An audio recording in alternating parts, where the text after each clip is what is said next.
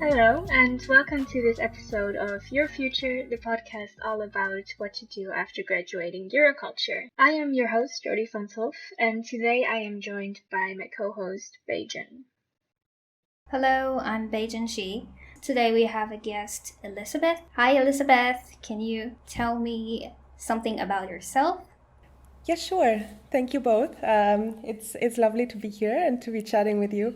I'm Elisabeth. I graduated from Euroculture in 2019, already almost 2 years ago, and I am now in Brussels working for the European Commission. I went to Strasbourg first for my first semester because it's fairly close to where I live, but it's still in another country. I'm from Germany, so I wanted to go to France. Then I went to Groningen for the second semester. Then I went to Osaka to do the research track, actually. I've been thinking about doing an internship, but then I was convinced also with the help of a good friend of mine, one of my best friends who also did Euroculture, and we actually did all the 4 semesters together in the end, and he also went to Osaka. So then back to Strasbourg for the 4th semester.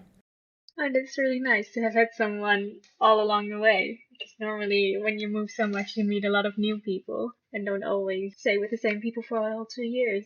Yes, so you work at the Commission. I don't think you need to describe the association that you're working in, but can you say something more about your position, what you do daily, what are your tasks? Yeah, I'm the Commission Spokesperson Service, which is a unit, department within DG Com, responsible for all the relations with press and outside communication to media. My position is press assistant for the activities of the President and her social media. So this means I'm on the one hand helping to organize President von der Leyen's press activities. So whenever she gives interviews or goes somewhere, for example, yesterday we did a visit to a Pfizer vaccine manufacturing site.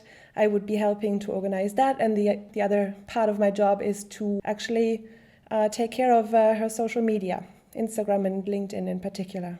It's really interesting. So you create a lot of content for her also. Yes, I do. It's, of course, as you can imagine, always in close cooperation with many people. There are many things to take into account, but in the end, it's also about being a little bit creative and seeing how to best communicate what's happening at the moment. That's great. So my last question related to your current job would be actually, what is your favorite thing? I know you haven't worked there that long. You started in January this year. But do you already have something? I actually think I've already found my favorite thing. Hope that's not going to sound too cheesy, but it's actually the team. On the one hand, many people are involved in an event, but then, of course, you always have a core team with people with whom you communicate constantly. And I think it's very important that you work well together with them. And in that regard, I'm extremely lucky for the team. And I've noticed again and again that I don't think I would be enjoying this job as much as I do if it wasn't for the team.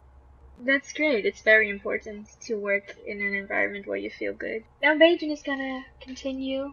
It seems really interesting that your current job basically has to do a lot of things and to deal with teamwork. Can you tell me, how did you narrow down the industries and professionals when you started looking for jobs? Yes, I don't think there was a specific moment when I decided I want to work in the European Commission, for example. I have always been interested in communications in general, did a few internships in that direction. When I decided which master I wanted to do, Euroculture, I had become more interested in European affairs. There's a sort of continuity there, I think, just because it was sort of a shift towards Europe and the EU a little bit, and then combined with communications. I think that's still a pretty broad field.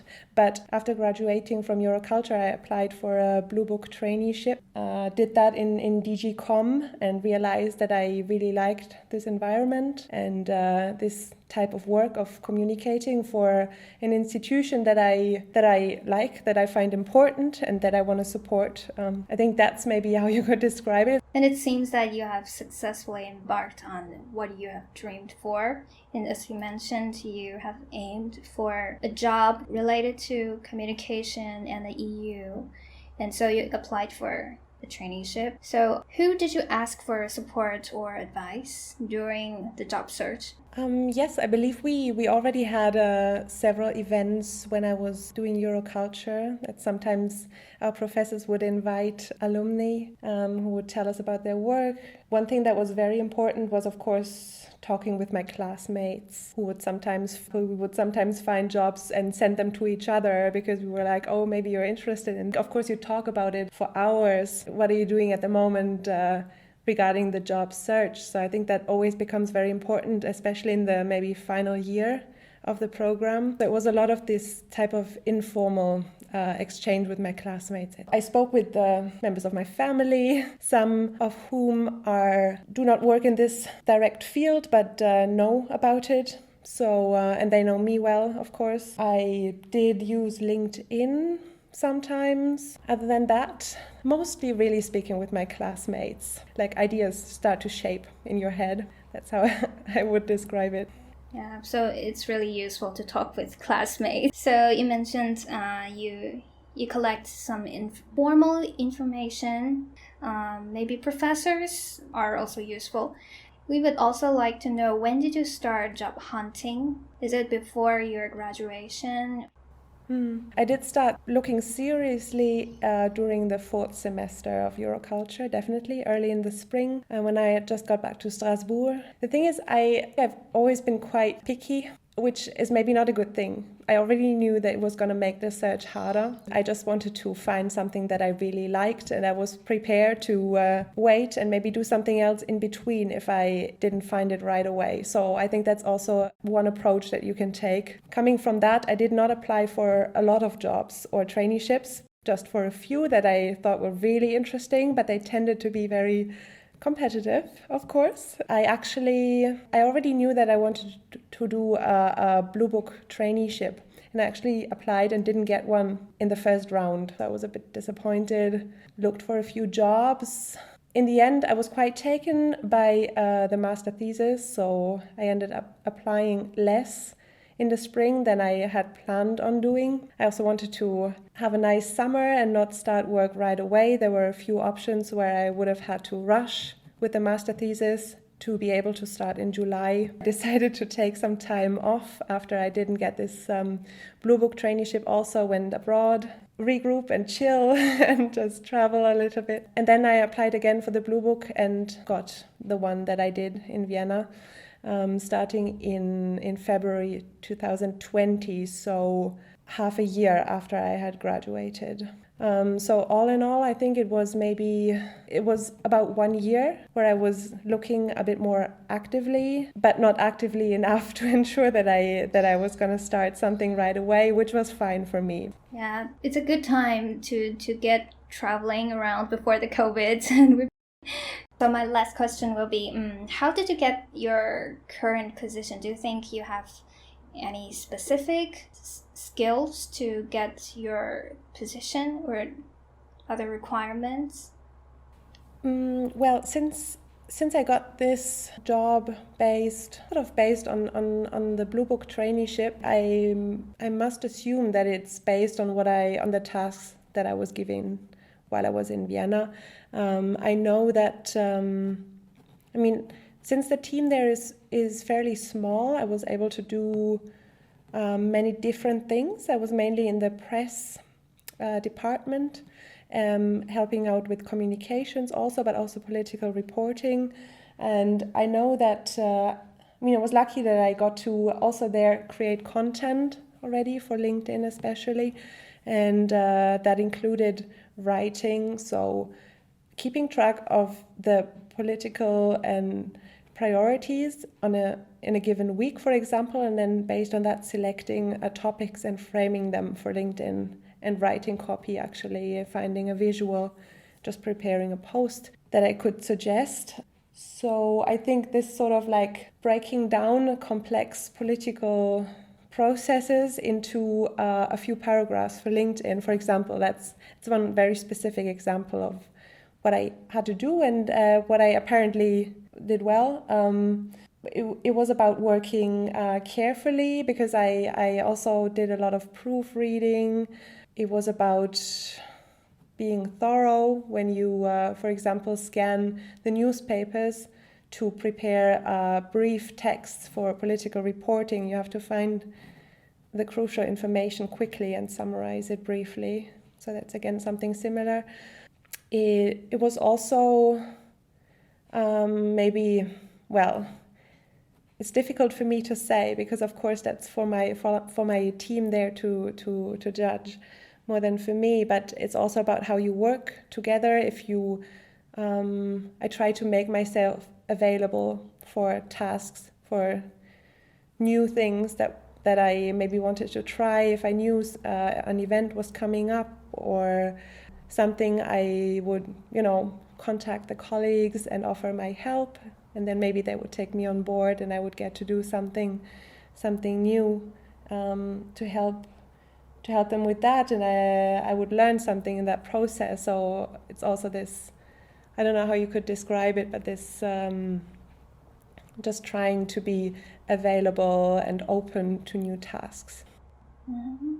Yeah, I think you have mentioned a lot of things that we probably don't know before we actually jump into a job. And then I will yield the floor to Jody. You already said you didn't have like a clear direction which you were going in, but I was still wondering whether you had certain expectations or dreams about the future before participating in the Master Euroculture that changed somehow through the program.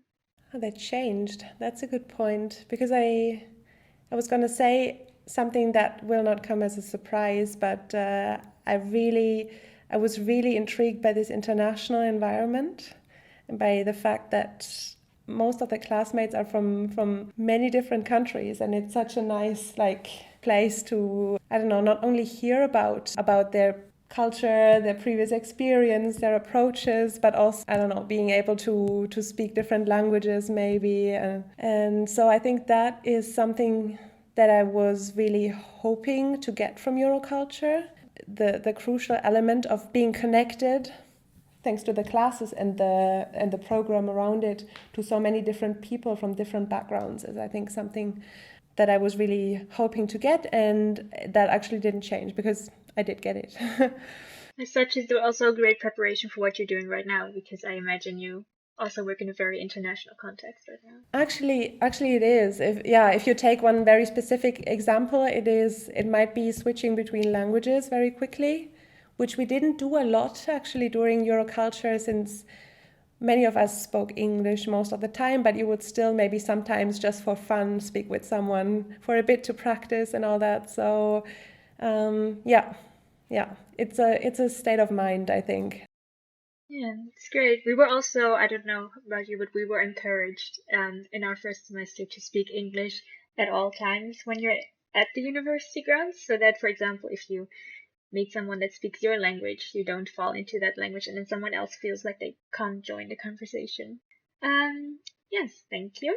We were also wondering, in hindsight, maybe it's not always obvious, but do you have certain classes or events that had actually a great impact on you or what you're doing now?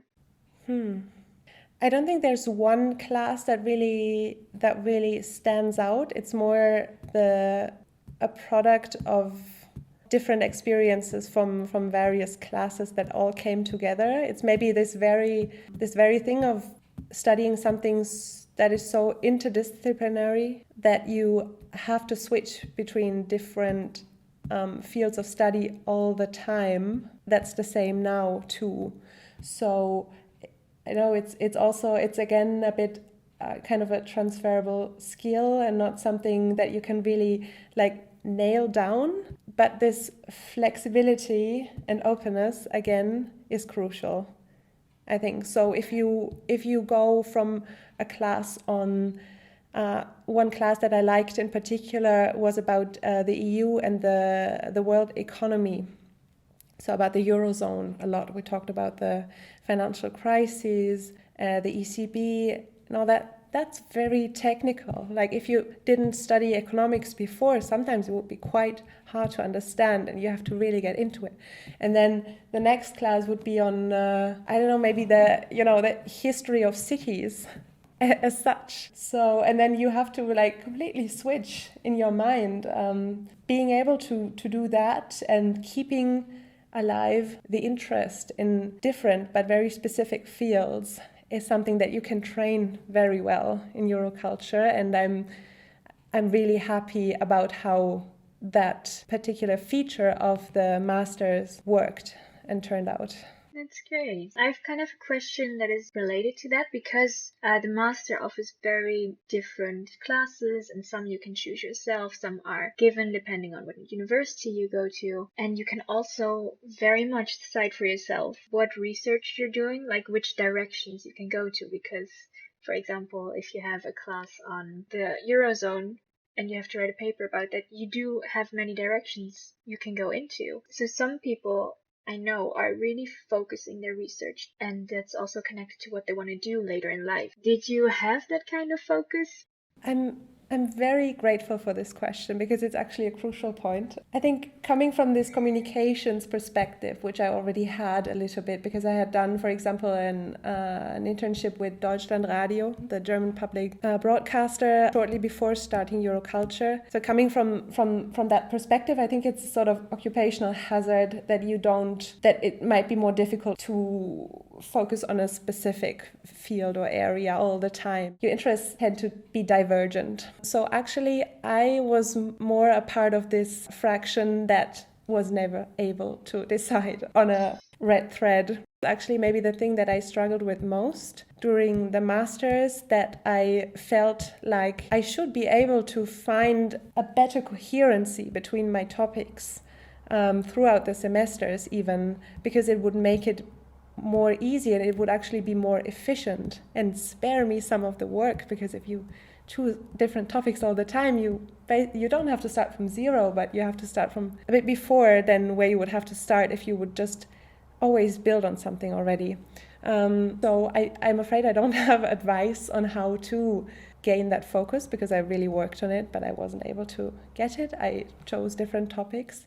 I admired those who, again, not one is better than the other, but it might make it easier if you already know that this region of the world maybe, or this certain discipline, or this methodology even is what you want to do, then it makes it much easier. So I don't think I would advise to, if your approach is also more divergent, I don't know if I would advise that you just at all costs pick a topic at first and then follow through with it, because I think it's also important to listen to new interests that might come up and follow whatever you discover in a given semester. I think that it's still kind of a little bit open for me when I look back at Euroculture. It would have been easier to have one field, but at the same time, I'm quite glad when I look at the papers that I wrote that I was able to cover different topics, because that's also what the program is about, if you want it to be. That's actually really reassuring, because now everyone who's focusing thinking, yay, great. And the others are thinking, oh, it's not that bad, because I'm personally more also the second category. He was just picking topics that I currently find interesting, and they don't necessarily have a red thread through them at all. Maybe also the last question related to research. We would like to know more about maybe your thesis topic, and if it actually is in relation to what you do now. Because that's also a thing, like people say your thesis topic should maybe go in that direction, and it can help you get a job. Yeah, so maybe that helps. I know experience is not universal. It's just how things turned out for me. But if it's reassuring to hear, then I want to stress that my topic of my master thesis is almost not related to my current job at all. It's a topic that that I feel strongly about, that I'm passionate about, green cities. So I wrote about 2 urban regeneration projects that were carried out between mid-1990s and around 2015 in Stockholm and Milan. I got really into this topic, and it's something that I would maybe want to work on in the future also. But for me, that didn't mean that I had to look in this field necessarily just because I had written the master thesis on it. I did look into it. I'm lucky to have a mentor, someone in my family who works in that field and who was able to give me very good advice connect me with people. And I might have started working in that field had it not been for my current job. And I'm very happy with that now. So I don't feel like it's a problem that I'm not working in this field, or that the master thesis necessarily has to be a preparation. It can help, especially if you maybe end up interviewing people that might be able to help you with a job search, for example. But this is more connected to what I was talking about earlier. I wanted to, for the master thesis, wanted to find a topic that I just really love. It didn't have to be the same. So right now, as I said, I'm not working on urban regeneration or green cities. I might in the future, but it's not really connected. But I do notice that whenever things come across my desk that are on EU initiatives in this direction, of course, I still have a particular interest in that. So I tend to read them more carefully than some of the other materials. You asked me about my experiences, of course, but I know very well that for some of my friends, for example, who did Euroculture as well, it was a very different experience. I'm sure you will be experiencing the same. Maybe with some of your classmates will have finding a job based on the master thesis. It can happen, and then it's very good too. No, of course, everything is not black and white. So for some people it might work this way and for others that way. That's why we're also doing multiple interviews, because people from Euroculture end up in very different directions, have very different experiences. So we try to talk to a lot of a diverse range of people to get a more round picture. We are interested in yours, so it's great that you're sharing it with us. Yeah, then I would like to ask Adrian again if you have any more concluding questions. It's about the end of our interview, but before that, we would like to know more about your future plans. Yes, I understand why you would ask that, and I always like to ask people the same thing, but I will have to disappoint you a little bit, I think, because I don't actually have a plan laid out. If you have this approach of more like following things that you come across at some point, and maybe you could describe it as a bit more intuitive rather than strategic. It means that I never felt too comfortable about making a fixed plan, because it could not work out, and then maybe it would be a disappointment. Whereas if you just stay open for opportunities that come across your way, you can just in the moment decide if you want to go for it or not. And then for me, this approach has worked well. So for now, right now, my job is extremely challenging, because it's all very new. And it's very fast-paced and quite demanding. So right now, I'm maybe looking until summer, for example, and then maybe after that I'll be looking until autumn, and I'm settling in, and everything will become a bit more of a routine. Then I will see how long I stay here, and I've usually been confident that at some point, if you feel like you maybe want to change what you're doing currently, you will notice early enough, and then you can start looking for something else. So it's really not so much about the plan. Right now I really enjoy working for the Commission. I could see myself staying there for longer, but I wouldn't rule out other possibilities. So I'm not sure if this answer is very helpful. It can maybe serve as another reminder that it's okay. That's what I would say now, based on my limited experience, since I'm only 28, but that it's okay not to have a plan, that maybe take things more step by step. Yeah, plans change, so you'll never be able to expect what's waiting for you, what's waiting ahead of you. I think I have to conclude our conversation today. And before that, do you have anything to say to Euroculture students? Well, I think I would just want to say that I hope very much that you get to go back to the normal Euroculture as soon as possible. I hope that you don't stress too much about how each individual class is going, maybe not too much about grades, about what you're going to do afterwards. Because what I realized afterwards is that I sometimes did stress about that a little bit too much instead of just enjoying the experience. Usually, I feel like there's not too much of a rush in general. It's a good reminder. Just sometimes put away your books and just go outside, look at the city you're currently in, things like that, meet your friends. That's just what we realized in the months and now years after Euroculture. Sometimes we're like looking back, some of the universities have this reputation of being quite demanding. When you spend your semester there, it means you will be in class a lot, you will be in the library a lot, you will be studying a lot. And sometimes we realized, actually, in all these weeks we could have taken a day off way more often to just go see the country or do something, and it would have been fine. In the moment you don't realize, but afterwards. So yeah, it's always good to be reminded of that. I think you actually did go to two of those demanding universities. Like Groningen and Strasbourg aren't known to be intense sometimes, but maybe worth it. Absolutely worth it. Thank you for sharing, Elisabeth. Thank you for having me. Thank you for joining us today on Eur.future podcast. I hope you enjoy it. Bye.